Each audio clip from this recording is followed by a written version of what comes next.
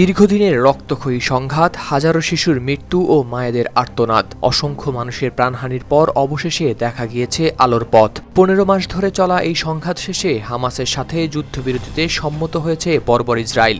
এই সিদ্ধান্তে শুধু গাজা নয়, পুরো মধ্যপ্রাচ্য নিয়েছে স্বস্তির নিঃশ্বাস।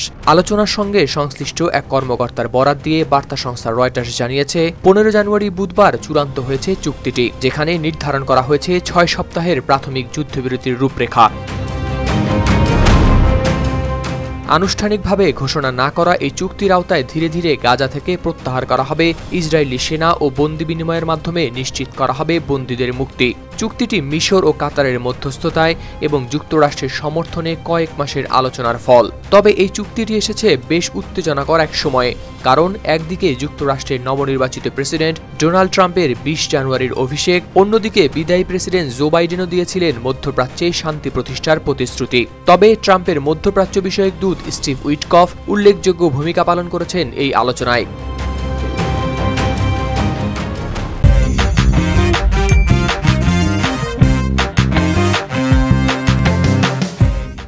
এদিকে স্বাধীনতাকামী সশস্ত্র সংগঠন হামাস জানিয়েছে, তাদের প্রতিনিধি দল মধ্যস্থতাকারীদের কাছে যুদ্ধবিরতি চুক্তি এবং বন্দীদের ফেরতের বিষয়ে সম্মতি জানিয়েছে। তবে নাম প্রকাশে অনিচ্ছুক এক ফিলিস্তিনি কর্মকর্তা রয়টার্সকে জানিয়েছেন, হামাস মৌখিকভাবে চুক্তির বিষয়ে সম্মতি দিলেও চূড়ান্ত লিখিত স্বাক্ষরের জন্য আরও কিছু তথ্যের অপেক্ষায় রয়েছে।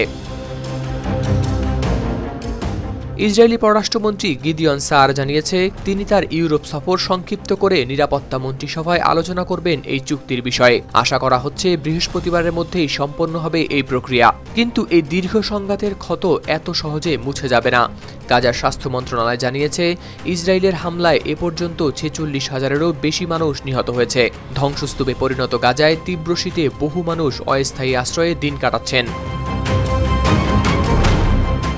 সমর বিশ্লেষকরা মনে করছেন, ইসরায়েলের এই চুক্তি নেতানিয়াহু সরকারের উপর জনরোষ কমাতে সহায়ক হবে। ২০২৩ সালের ৭ অক্টোবর হামাসের হামলার পর নিরাপত্তা ব্যর্থতার কারণে ইসরায়েলের ডানপন্থী এই সরকার তীব্র সমালোচনার মুখে পড়েছে। তবে এই চুক্তি মধ্যপ্রাচ্যের সংঘাত পুরোপুরি থামাবে কিনা তা নিয়ে এখনও প্রশ্ন রয়েছে, কারণ ইরান সমর্থিত হিজবুল্লাহ এবং অন্যান্য গোষ্ঠীগুলোর অবস্থান এই চুক্তির ভবিষ্যৎ নির্ধারণে গুরুত্বপূর্ণ ভূমিকা রাখবে। হাওলাদার শামীম, RTV।